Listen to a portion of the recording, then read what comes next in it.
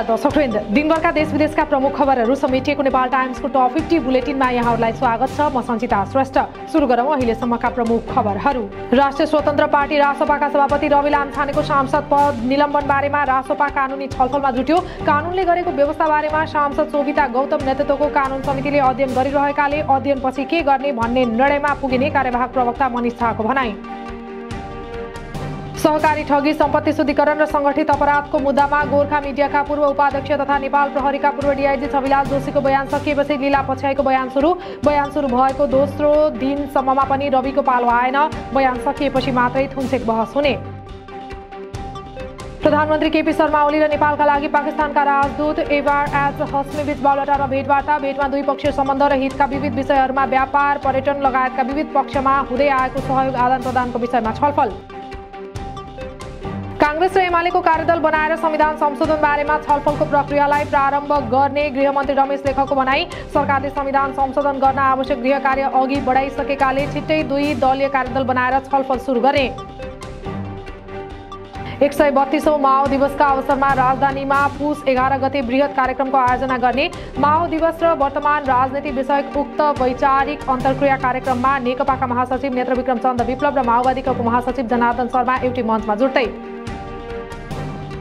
प्रतिनिधि सभाको शिक्षा, स्वास्थ्य तथा सूचना प्रविधि समितिले थाल्यो विद्यालय शिक्षा विधेयकमाथि प्रदेश स्तरीय छलफल। सुदूरपश्चिम प्रदेशबाट सुरु भएको सुझाव संकलन कार्य पुस 15 गते मध्य प्रदेश पुगेर सकिने। प्रदेश स्तरबाट आएको सुझावपछि विधेयकमा देखिएको विवाद समाधान गरिने।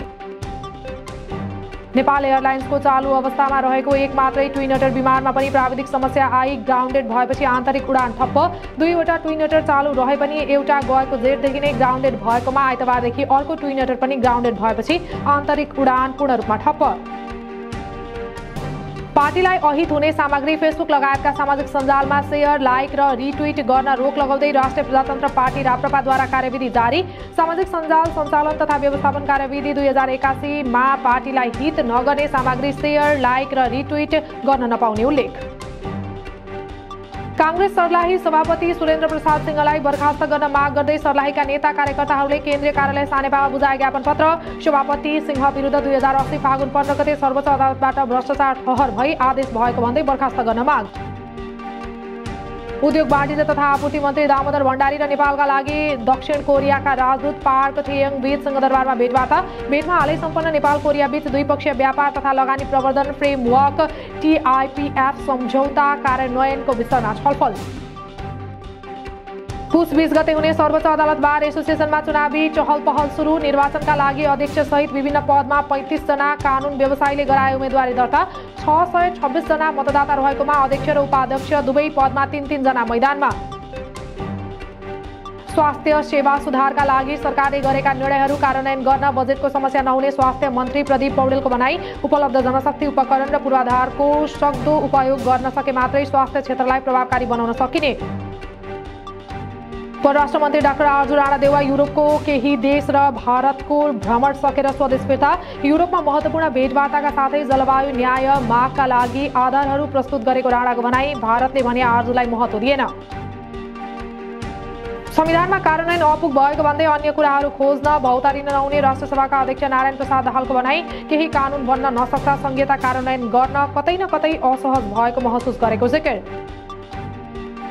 एकीकृत समाजवादीका केन्द्रीय नेताहरूको कार्यविभाजनप्रति पार्टीका नेता जलनाथ खनालले जनाए असन्तुष्टि। केन्द्रीय कमिटी सदस्यहरूको योग्यता र क्षमताका आधारमा जिम्मेवारी दिँदै सिंहको पार्टीलाई नै एकताबद्ध बनाएर अघि बढ्नुपर्ने आवश्यकतामा खनालको जोड। कर्मचारीहरूलाई जनउत्तरदायी बनाउने कुरा पनि गफमै सीमित भएको लोकसेवा आयोगका पूर्व अध्यक्ष उमेश मैनालीको टिप्पणी। राज्यको 3 तहको संरचना कर्मचारी बिना नचल्ने भन्दै कर्मचारी तन्त्रलाई व्यवस्था गरेमा कुनै पनि व्यवस्था नचल्ने दावी। वर्तमान सरकार सञ्चालनले जनता सन्तुष्ट नभएको कांग्रेसका केन्द्रीय सदस्य डाक्टर डीला संग्रौलाको टिप्पणी। जुन उद्देश्यका साथ सरकार गठन भएको हो त्यो उद्देश्य पूरा गर्न सफल नभएको भन्दै तत्काल संविधान संशोधनको प्रक्रिया अगाडि बढाउनु पर्नेमा जोड। रोजगारीको प्रलोभनमा परि म्यानमार पुगेका 5 जना नेपालीको उद्धार। म्यानमारको मेवाडीबाट उद्धार गरी टाक इमिग्रेसन अफिस मोसेट हुँदै थाइल्यान्ड ल्याइएका 5 जना नेपालीलाई उद्धार गरी नेपाल पठाइएको बैंककमा रहेको नेपाली दूतावासको जानकारी। सीमाविद बुद्धिनारायण श्रेष्ठ बेलायती विश्वविद्यालयको अवार्डबाट सम्मानित। श्रेष्ठलाई रेमन्ड माइलफस्की अवार्ड 2024 प्रदान गर्ने बेलायतको डरहम विश्वविद्यालयको centre for international boundary research unit आइबुको निर्णय। नेपाली सेना, सशस्त्र प्रहरी बल तथा नेपाल प्रहरीद्वारा सञ्चालित अस्पतालमा सर्वसाधारणलाई समेत सेवा दिने उद्देश्यले आवश्यक तयारी गर्न कार्यदल गठन। आवश्यक कार्यविधि तयार गर्न र कार्यान्वयनको सम्भावना बारेमा जानकारी सहितको प्रतिवेदन दिन कार्यदललाई स्वास्थ्य मन्त्री प्रदीप पौडेलको आग्रह। गत साउनदेखि मङ्सिरसम्ममा वैदेशिक रोजगारीका क्रममा 4088 वटा ठगीका उजुरीबाट 19 करोड 39,86,000 रुपियाँ भन्दा बढीको ठगी भएको भन्दै पर्यो उजुरी। ठगीमा पनि धेरैजसो आफन्त र रोजगार व्यवसायिक कम्पनी, कन्सल्टेन्सी लगायतबाट ठगिएको उल्लेख। भक्तपुरको सूर्यविनायक बालकोटमा बाबु छोरा मृत अवस्थामा फेला परेको घटनामा जेठा छोराले घटना आफूले घटाएको स्वीकार्दै प्रहरीसँग गरे आत्मसमर्पण। बाबु कुलप्रसाद आचार्य र भाइ प्रवीण आचार्यको ज्यान लिएको स्वीकारेपछि मिलन आचार्य प्रहरी नियन्त्रणमा।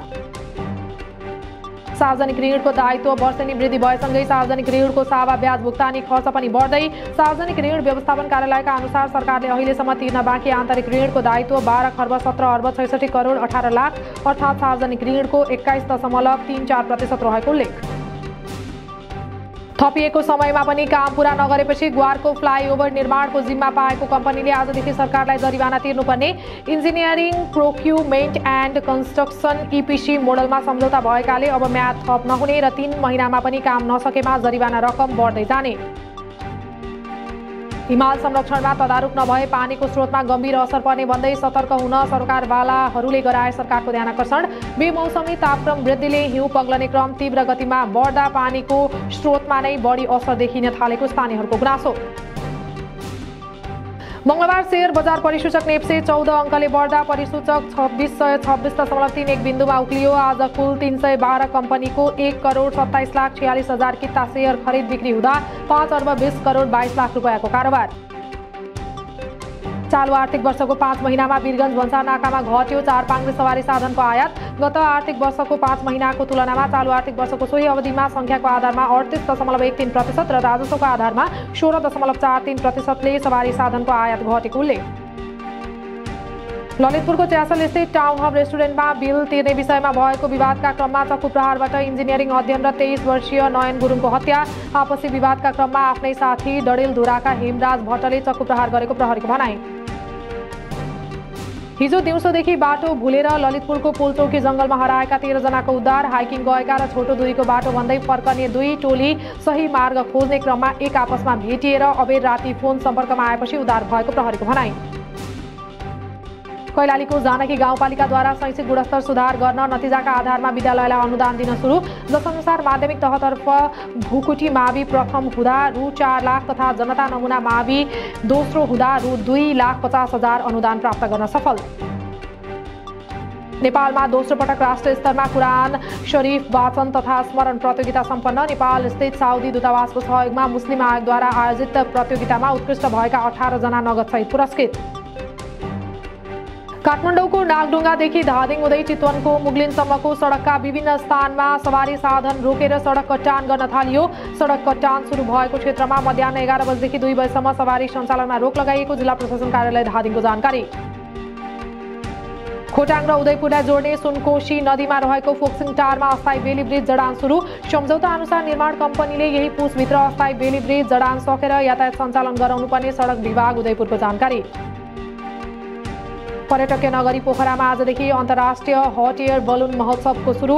महोत्सवमा America, Spain, Lithuania, Thailand, Vietnam लगायतका देशले प्रतिनिधित्व गर्दै 9 दिनसम्म चल्ने महोत्सवमा आतिशबाजी, बेलुन दौडका साथै साँझ विशेष कार्यक्रम हुने।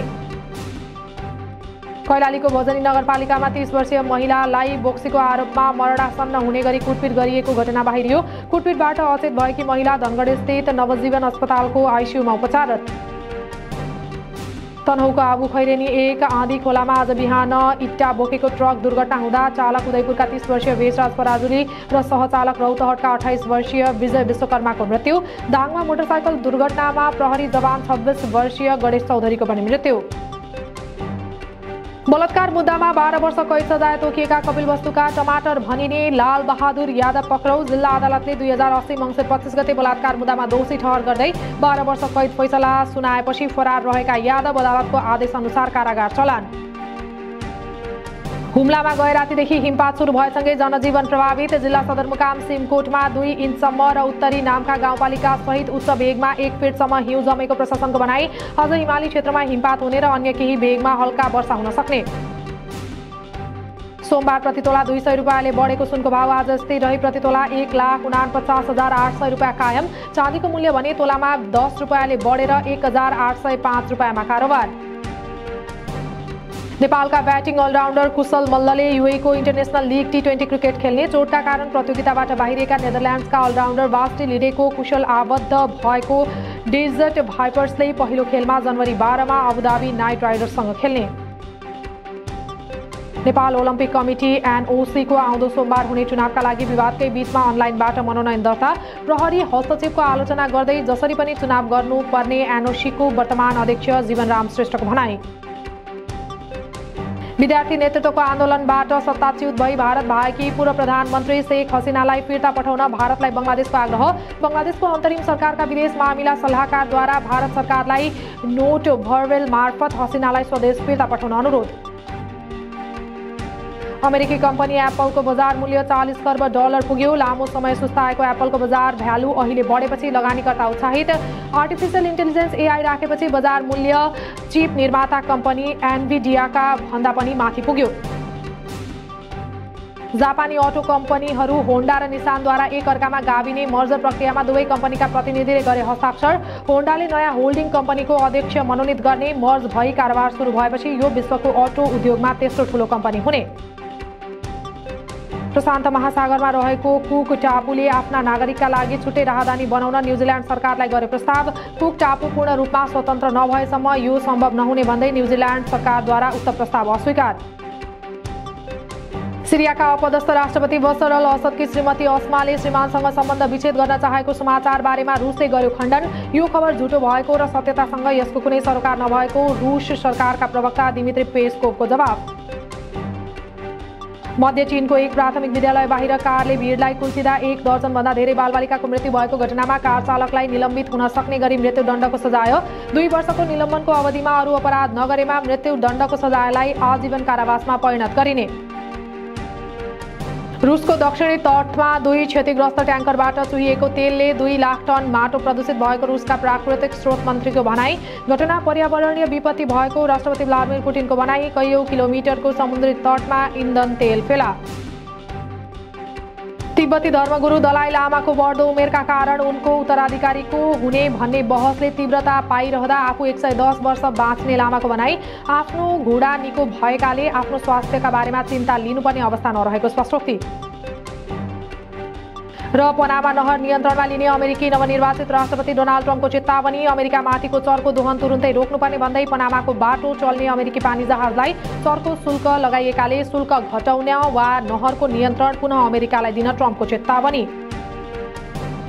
दिनभरका देश विदेशका प्रमुख खबरहरू समेटिएको नेपाल टाइम्सको टप 50 बुलेटिनलाई सक्यो। हामी भोलि पुनः टप 15 समाचारका साथ उपस्थित हुने नै छौं। देश विदेशका ताजा र विश्लेषणात्मक समाचार हेर्नका लागि नेपाल टाइम्सको अनलाइन पोर्टल, फेसबुक तथा युट्युब च्यानल लाइक र सब्स्क्राइब गरिदिनु भएकोमा धेरै धेरै धन्यवाद। नेपाल टाइम्स अनलाइन टेलिभिजन हेर्दै गर्नुहोला। नमस्कार।